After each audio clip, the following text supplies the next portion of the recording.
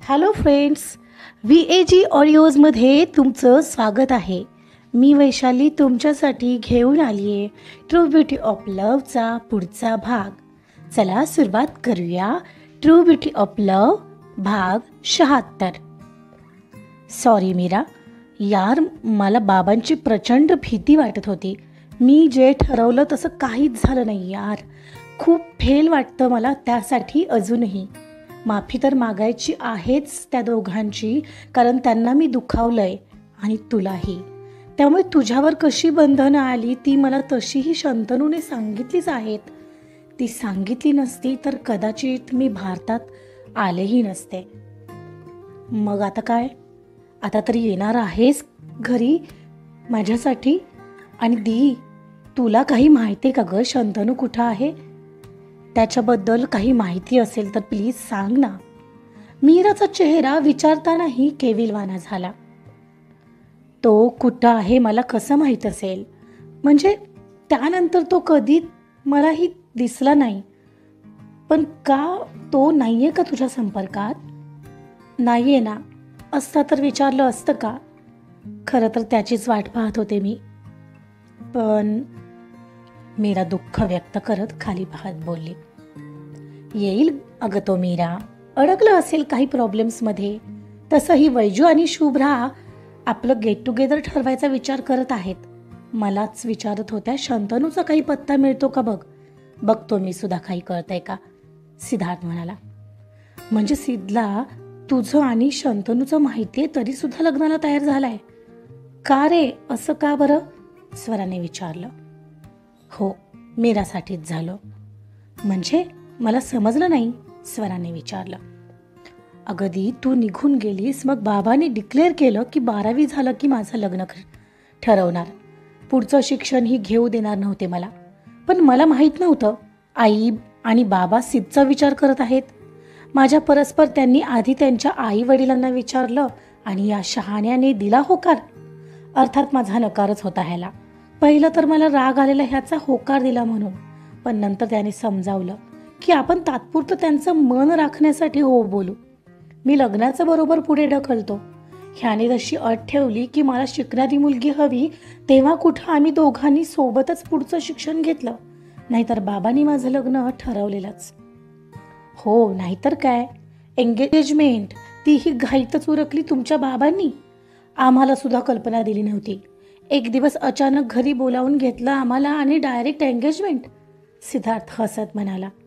बापरे, एवढे विचित्र वागले बाबा. I am sorry Meera. जाऊ दे, माझ्या आयुष्यात जे घडायचं ते घडून गेलं, ती सिद्धकडे पाहत म्हणाली. थँक गॉड ॲटलिस्ट सिद्ध होता म्हणून. पण ह्या शंतनूचा ना आता राग येतोय मला. असं कोण ग अचानक संपर्क तोडतो? त्याला कधी समोर आला ना की बघणार आहे. हो, तूच काय, मीही सोडणार नाही. एनिवेज चला ना, निघायचं ना. मीरा, आता कसं जायचं घरी? सिद्धनं विचारलं. डोंट वरी सिद्ध, मी जाते दी सोबत. बाकी ते फायनल करून टाक ऑफिसचं, बोलू मग नंतर. हो, नीट जा हं मीरा. बाय, तो काळजीने म्हणाला. बाय, तिने म्हणताच तो निघून गेला. मीरा, कसलं ग ऑफिस? काही बिझनेस सुरू केलास की काय? आश्चर्यचकित होत स्वराने विचारलं. अगं हो, सिद्ध आणि माझ्यात आम्ही एक ॲडव्हर्टायझिंग फर्म सुरू केली आहे. 6च महिने झालेत. आधी घरूनच काम करत होतो, आता इथं ऑफिसचं पाहतोय. तेच त्याला सांगत होते. मीरा, किती मोठी झालीस ग. म्हणजे तुझ्यापेक्षा अभ्यासात हुशार असूनही मी कधी बिझनेसचा विचार नाही केला. आणि तू मात्र व्हेरी गुड यार. I am proud of you. अशीच पुढे जा. मी मात्र माझं आयुष्य पाहते ना मागे वळून तर. दी, आता मागचा विचारच करू नकोस ना. आता पुढे पहा. चल निघूया. हो मीरा, आईच्या नाही पण बाबांच्या रिॲक्शनची खूप भीती वाटते ग मला. मी समजू शकते, पण आता त्याला इलाज आहे का दी? बघू काय होतं घरी गेल्यावर. मी आहे ना. मीराने तिच्याशी बोलतच कॅब बुक केली. काही वेळ वाट पाहिल्यावर कॅब आली आणि दोघीही घरी जायला निघाल्या. मोठ्या झालेल्या मीराचं वागणं आणि बोलणं सगळंच बदललेलं. तिच्यात पहिल्यापेक्षाही चांगलाच आत्मविश्वास आला होता. स्वरालाही तिला पाहून कौतुकच वाटत होतं. बस घरी गेल्यावर आईबाबांची काय रिॲक्शन असेल याचा विचार करून ती टेन्शनमध्ये आलेली. फ्लाईट मुंबई एअरपोर्टवर लँड झाली आणि शंतनू आज अखेर भारतात परतला होता. बॅगेज रिक्लेम एरियामध्ये त्याने आपलं लगेज कलेक्ट केलं आणि ऑलरेडी त्याला न्यायला बुक केलेल्या कॅबसाठी तो पार्किंगमध्ये येऊन थांबला होता. त्याच्या चेहऱ्यावर आजही पुन्हा तेच अनोळखी भाव होते जे 6 वर्षांपूर्वी होते. मीरा भेटल्यावर बदलत गेलेला तो पुन्हा त्याच जागेवर येऊन पहिला शांत मितभाषी शंतनू झालेला. कोणीही आपलं नाही अशा आविर्भावात कोणी त्याच्याकडे पाहून स्मित केलं तर त्या बदल्यात त्याला स्मित करावं याचीही तस्ती घेऊ वाटत नव्हती. कॅबवाल्याने कॉल केला तेव्हा त्याला आलेली कॅब कळली आणि तो कारमध्ये जाऊन बसला. ड्रायव्हरने सामान डिक्कीत ठेवलं आणि कार पुण्याच्या दिशेने रवाना झाली. 4 वर्षांपूर्वी सोडलेला भारत आज बऱ्यापैकी बदललेला दिसत होता.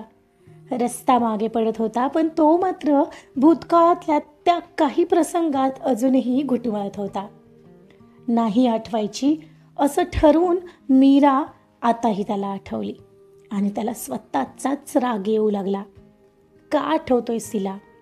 आता तर तिचं लग्नही झालं असेल सिद्धसोबत. उपहासाने त्याच्या ओठांचा कोपरा तिरकसवर गेला. ते आठवलं तरी खूप चिडचिड होत होती त्याची. मित्र मित्र म्हणत शेवटी करायचं तेच केलं या सिद्धने. आणि मीरा, तिच्याबद्दल तर काही बोलायलाच नको. माझ्या हतबलतेचा फायदा घेतला दोघांनी. मी एवढं प्रेम करूनही तिलाही वाटलं नाही की हे ऐकल्यावर मला कसं वाटेल आणि येऊन जाऊन तोच मिळाला का तिला. ही इतकी महत्त्वाची गोष्ट मित्र म्हणून तर त्याने नाहीच सांगितली, पण ॲटलिस्ट तिलाही हे सांगावं वाटलं नाही का मला.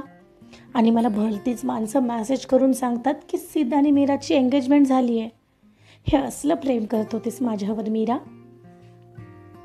आणि म्हणे तुझी जागा कोणी घेऊ शकणार नाही, आणि ती जागा अगदी स्वतःहून तू त्याला दिलीस. याला काय म्हणायचं मी. खूप हर्ट केलेस मीरा, तू मला खूप खूप हर्ट केलं आहेस. यासाठीच कधीच माफ नाही करणार मी तुम्हा दोघांनाही. नाही इथून पुढे तुमच्याशी कोणताही संबंध असेल. एक मोठा सुस्कारा सोडत त्याने काचेतून बाहेर पाहिलं. आता अंधार पडू लागलेला. भारतातून US जाताना माघारी परतताना ज्या खुशीची अपेक्षा त्याने केली होती त्याच खुशीची जागा आता राग, द्वेष, नाराजी आणि चिडचिडीने घेतली होती. मनात खोलवर काहीतरी सलत होतं ज्याची सल कमी होण्याचं नाव घेत नव्हती. शिवाय आईसमोर तो खोटं पडला याचा विचार तर त्याला सहनच होत नव्हता. शेवटी मीराने सिद्ध करून दाखवलं आईला की प्रेम नाही ते आकर्षण होतं. त्याला खोटं पाडायला मीराची चांगली मदत झाली आणि याचं तर त्याला खूपच हर्ट होत होतं. विचारांच्या नादात कधीतरी त्याला झोप लागली असावी. रोडवरच्या ट्रॅफिकमध्ये वाजलेल्या एका हॉर्नमुळे त्याची झोप मोडली आणि तो जागा झाला. पाहतो तर तो आता पुण्यात पोहोचलेला. त्याच मेन रोडवरून जाताना पुन्हा हरवलेल्या काही आठवणी त्याच्या मनाला छेडू लागल्या. त्याला खरं तर पुण्यात यायचंच नव्हतं आणि तो आताही त्याचं सगळं शिफ्टिंग मुंबईला करण्याच्या विचारात होता, कारण त्याला त्या आठवणींपासून खूप खूप दूर जायचं होतं.